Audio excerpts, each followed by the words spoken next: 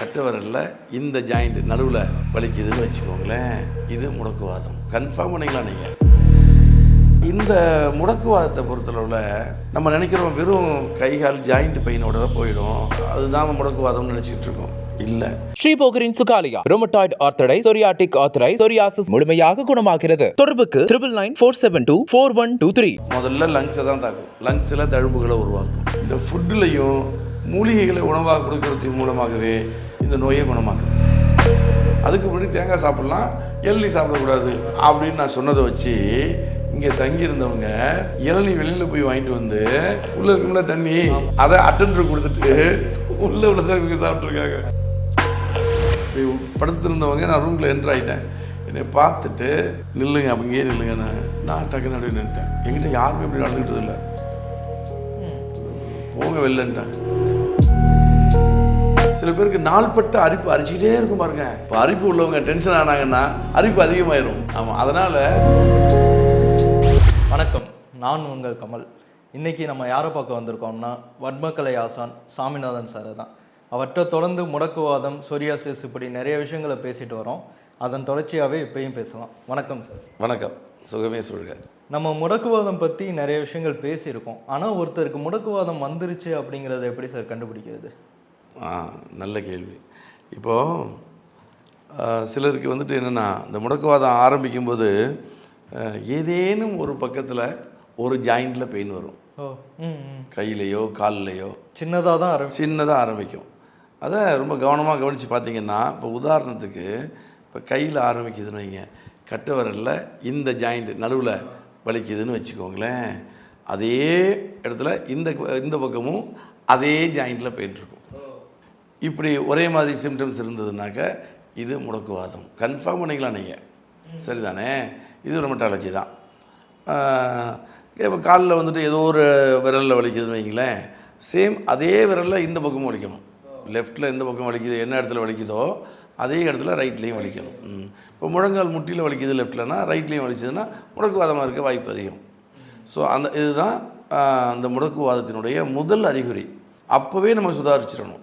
அந்த டைம்லேயே ரிப்போர்ட்லேயும் தெரிய ஆரம்பிச்சிடணும். தெரியும். நீங்கள் போய் டெஸ்ட் பண்ணிங்கன்னா சிஆர்பி, முக்கியமாக CRP, RA factor, anti CCB, இந்த 3 டெஸ்ட்டில் தெரிஞ்சு போயிடும், சரிதானே?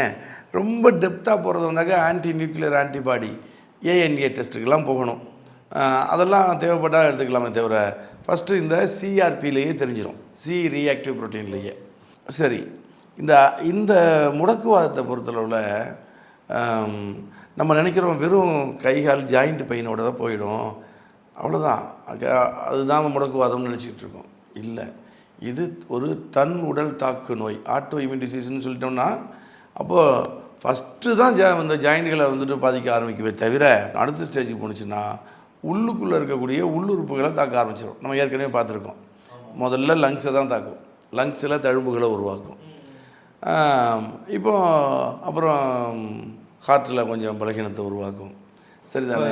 அடுத்த ஸ்டேஜே லங்ஸுங்கிறப்ப மூச்சு வாங்குறது, சிரமம், கொஞ்சம் ஸ்பீடாக நடந்தால் அல்லது மாடிப்படி ஏறினா அப்நார்மலாக மூச்சு வாங்குவோம்.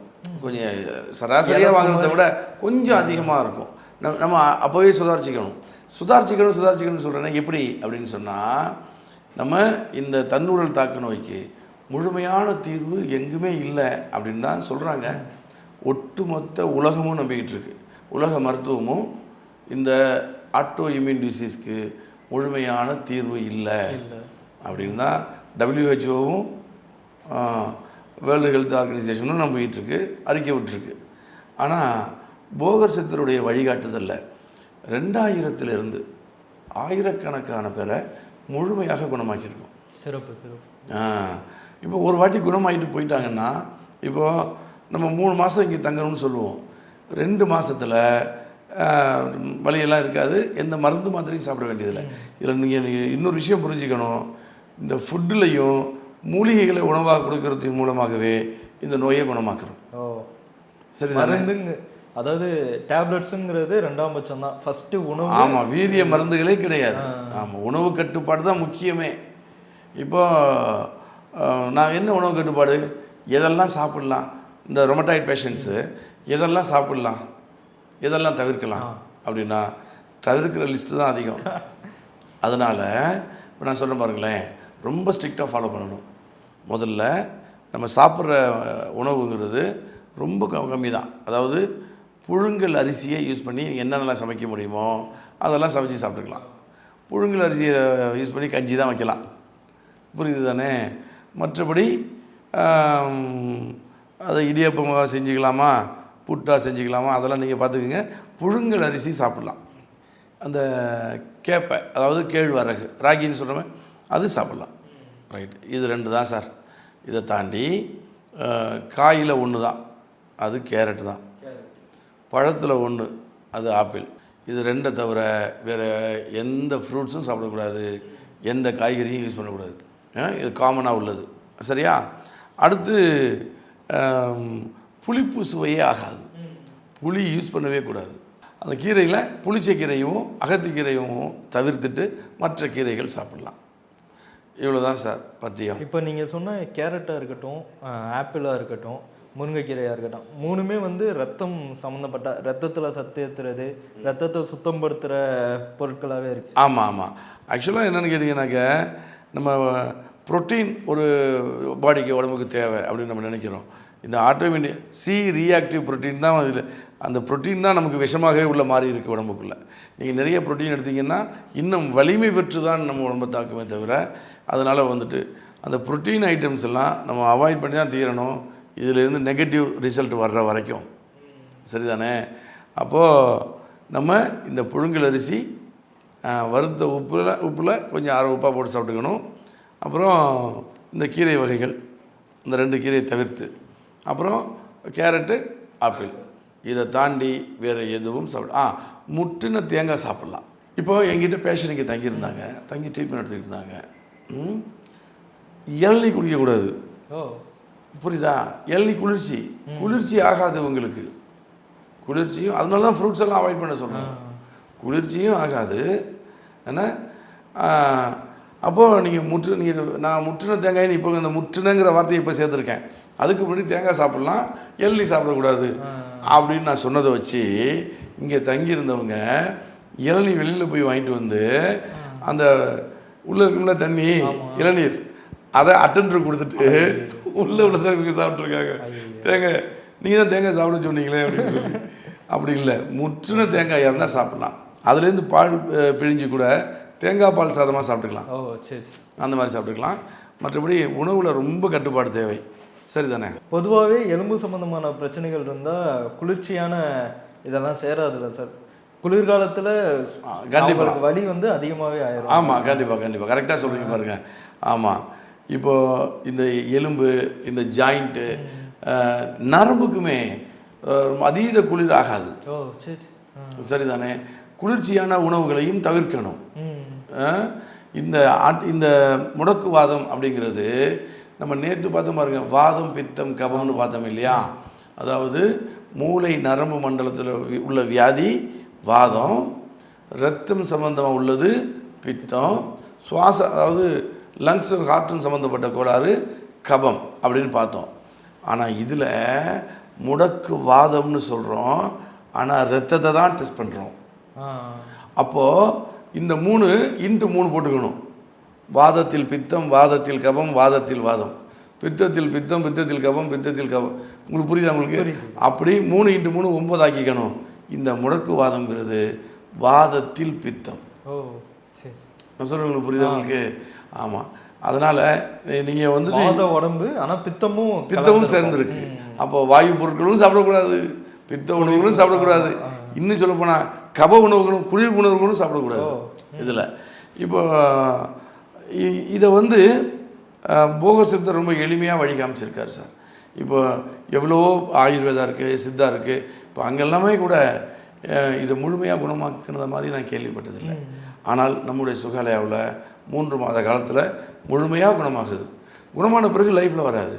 என்ன சொல்லுவோம்னா, இந்த பத்தியம் அங்கிட்டு 1 மாதத்துக்கு, அங்கிட்டு 1 வருஷத்துக்கு அப்படியே கண்டினியூ பண்ணுங்கன்னு சொல்லுவோம். அங்கிட்டு 1 வருஷத்துக்கு கண்டினியூ பண்ணணும். அதன் பிறகு வேணாக்கா நீங்கள் என்னன்னாலும் சாப்பிட்டுக்கலாம். ஆமாம். ஆனால் இந்த 3 மாதம் பத்தியம், கடும் பத்தியம், அங்கிட்டு 1 வருஷத்துக்கு கொஞ்சம் பத்தியங்களை கடைபிடிச்சி தான் ஆகணும். என்ன அசைவம் சாப்பிடவே கூடாது, அந்த ஹை ப்ரோட்டீன் எடுத்துக்க, என்ரிச்டு ப்ரோட்டீன் சாப்பிடக்கூடாது. அவ்வளோதான் சார். நம்ம பேசிகிட்டு இருக்கும்போது ஒரு பேஷண்ட் ஒருத்தவங்க வந்திருந்தாங்க. அவங்களுக்கு 29 வயசு தான், குழந்தை ஒரு பொண்ணு பாப்பா இருந்துச்சு. ஆனால் அவங்களுக்கு முடக்குவாதம் அந்த பாதிப்பு இருந்துச்சு. நீங்கள் பேசிகிட்டு இருந்தீங்க, நம்ம பார்த்தோம். ஸோ அவங்க பார்க்கும்போதே ரொம்ப ரெஸ்ட்லெஸ்ஸாக ரொம்ப ஸ்டிஃபாக இருந்த மாதிரி தான் இருந்தாங்க. ஆமாம் ஆமாம். ஸோ இப்படி கஷ்டப்பட்டு வந்து சரியாகி போனவங்களை பற்றின ஏதோ ஒரு கதையை ஷேர் பண்ணிக்குவேன். நிறைய சார். இப்போ எனக்கு வந்துட்டு 24 வருஷம் அனுபவம்னு சொல்கிறேன், ஏகப்பட்ட பேர். இப்போது நீங்கள் திடீர்னு கேட்டதுனால ஒன்று சொல்கிறேனே, என்ன இருக்கிறதுலே ஹைலைட்டாக ஒரு 10 இருக்கும்ல, அதில் ஒரு ஹைலைட் சொல்கிறேன்.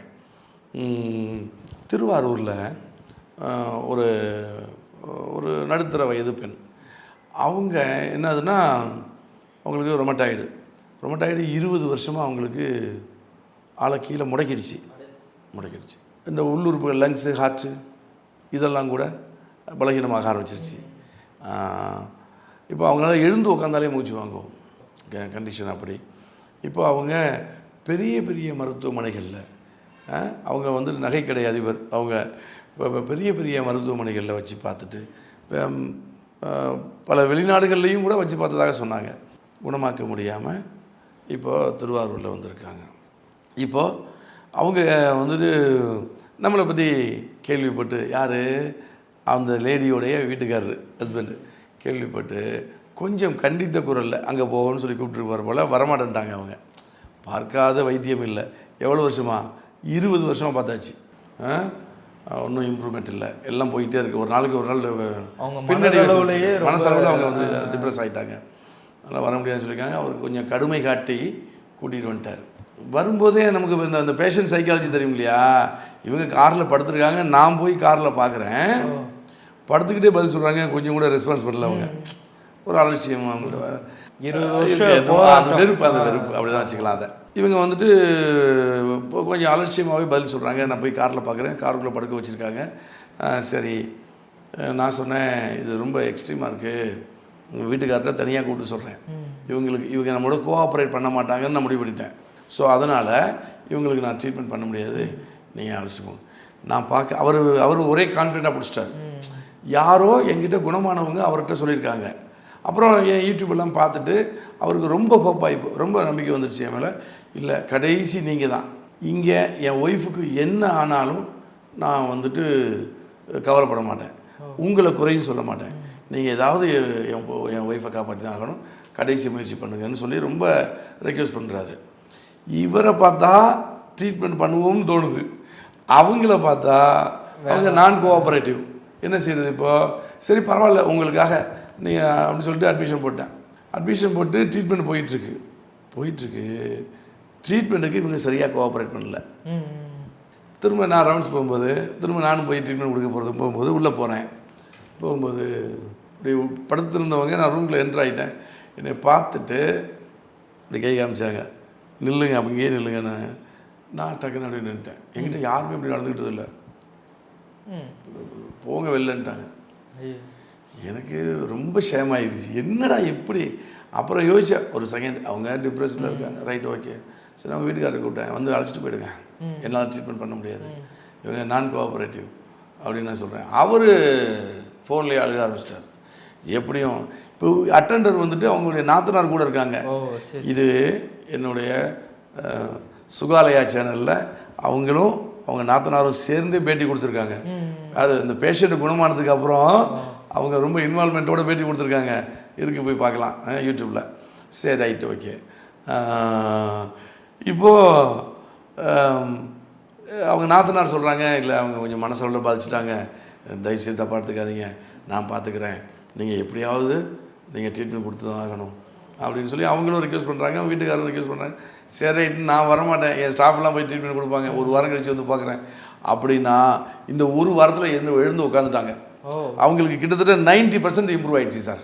அவங்களுக்கு ஆச்சரியம் தாங்கலை, மூச்சு வாங்குமே அதெல்லாம் கூட குறைஞ்சி போச்சு. இப்போ லங்ஸு ஹார்ட் இதெல்லாம் பலமாக்குறதுக்கும் மருந்து கொடுப்போம், கிட்னி லிவர் இதெல்லாம் டீடாக்ஸ் பண்ணி அதையும் பலமாக்குறதுக்கு மருந்து கொடுப்போம், பிளட்டை பியூரிஃபை பண்ணுறதுக்கு மருந்து கொடுப்போம், எல்லாமே மூலிகை தான்.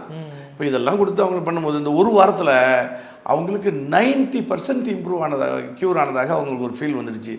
எழுந்து உட்காந்துட்டு சொன்னது, நான் சாரை பார்க்கணும். ஒரு வாரம் வரவே மாட்டுறாங்க. மற்ற ரூமெல்லாம் போயிட்டு இப்போ நான் அந்த ரூமை மட்டும் அவாய்ட் பண்ணிட்டு வந்துடுவேன். சாரை பார்க்கணும், வர சொல்லுங்க அப்படின்னா அவங்க நாத்தனார் வந்து கூப்பிட்றாங்க, பார்க்கணும் அப்படின்னு சொல்லிட்டு.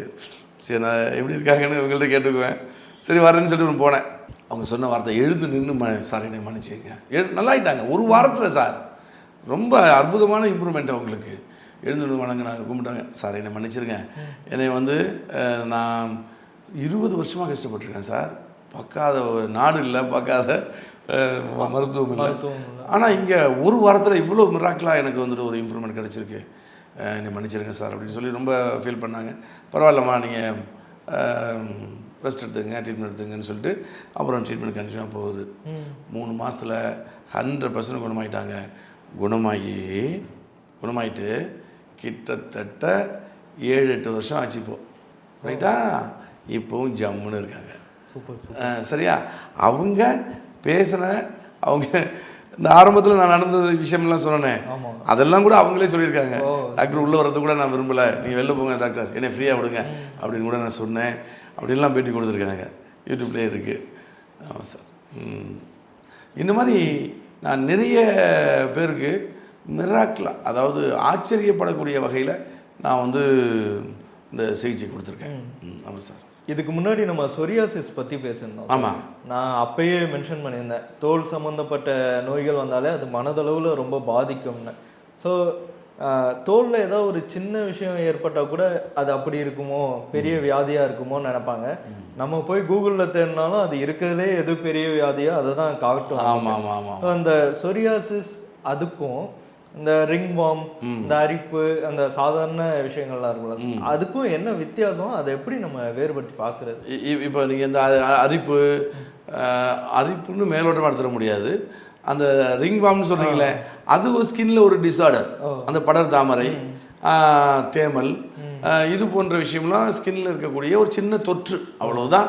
நீங்கள் அதில் வந்துட்டு ஆன்டிபயோட்டிக்கு தடவைனா கூட போயிடும். அதெல்லாம் மேலோட்டமான ஸ்கின் டிஸார்டர், அது சரியாயிடும். ஆனால் சில பேருக்கு நாள்பட்ட அரிப்பு அரிச்சிக்கிட்டே இருக்கும் பாருங்க.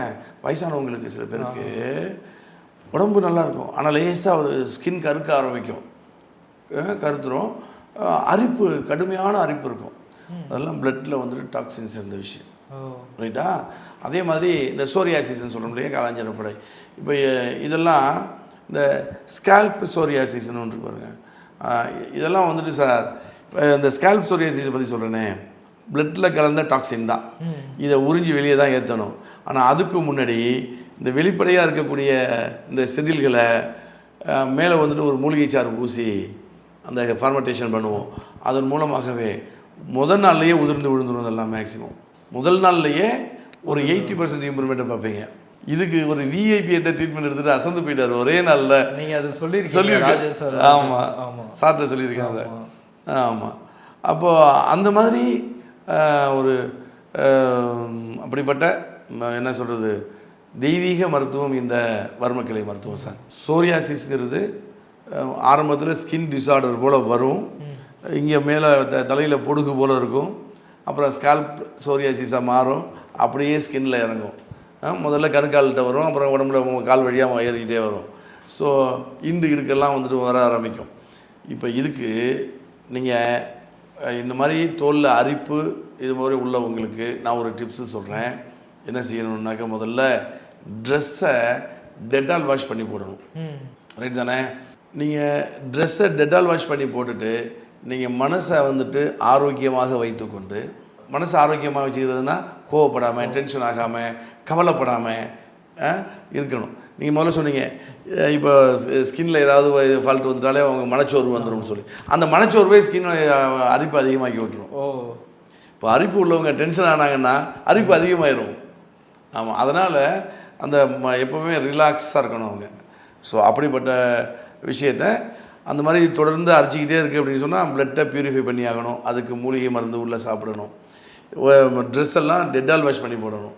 டெட்டால் வாஷ் பண்ணி போடுறதுனா என்ன அப்படின்னு சொன்னால், பல பேருக்கு இது வாஷிங் மிஷின்லேயே டெட்டாலை ஊற்றி விட்டுறாங்க. அப்படியே இல்லை. இப்போ நீங்கள் துவைச்சிட்டு ட்ரெஸ்ஸை துவைச்சிட்டு அலசி பிழிஞ்சி உதறி காய போட போகிறீங்கல்ல, இந்த கண்டிஷனில் கொதிக்கிற தண்ணியை பக்கெட்டில் வச்சுக்கிட்டு அதில் வந்து டெட்டாலை கலந்து இப்போ காய போட தயாராக இருக்கிற இந்த ட்ரெஸ்ஸை இப்போ அதுக்குள்ளே முக்கணும். ஒரு 30 செகண்டு, அரை நிமிஷத்துக்கு முக்கி வச்சுருந்து எடுத்து பிழிஞ்சி பிரட்டி வெயிலில் காய போட்டு அதைத்தான் அயன் பண்ணி வச்சுக்கணும். அந்த அயன் பண்ண ட்ரெஸ்ஸை தான் போடணும். ஒரு வாட்டி ட்ரெஸ் போட்டு கழட்டிட்டோம்னா மீண்டும் போடுறது அந்த டெட்டால் வாஷ் பண்ண ட்ரெஸ்ஸை தான் போடணும். அது ஒன்று. அடுத்து இந்த அரிப்பு உள்ளவங்களுக்கு தவிர்க்கக்கூடிய உணவுகள் இருக்கா இல்லையா? கருணைக்கிழங்கு, பிடி கருணை, சட்டி கருணை, கருணைக்கிழங்கு சாப்பிடக்கூடாது. பைனாப்பிள், அன்னாசி பழம் சாப்பிடக்கூடாது. அப்புறம் கத்திரிக்காய் சாப்பிடக்கூடாது. உப்பை வறுத்து வச்சுக்கணும். புளியை சுட்டு, இந்த சோளக்கருது சுடுற மாதிரி சுட்டு வச்சுக்கணும். இப்போ உப்பையும் புளியவும் பாதி சுவையாகத்தான் வச்சுக்கணும். அரை உப்பு அரை புளி அந்த மாதிரி தான் பண்ணிக்கணும். ஸோ உப்பு புளி காரத்தை குறைச்சிக்கிட்டு இப்போ நான் சொன்ன உணவுகளை தவிர்த்துட்டு டெட்டால் வாஷ் பண்ணி ட்ரெஸ் போட்டுக்கிட்டு வந்தாங்கனாலே ஆட்டோமேட்டிக்காக மேலோட்டமான ஸ்கின் டிஸார்டர்லாம் சரியாயிடும். அந்த கொஞ்சம் அந்த ஆன்டிபயோட்டிக் க்ரீம் தொடங்கினா கூட சரியாயிடும். ஆமாம் சார்.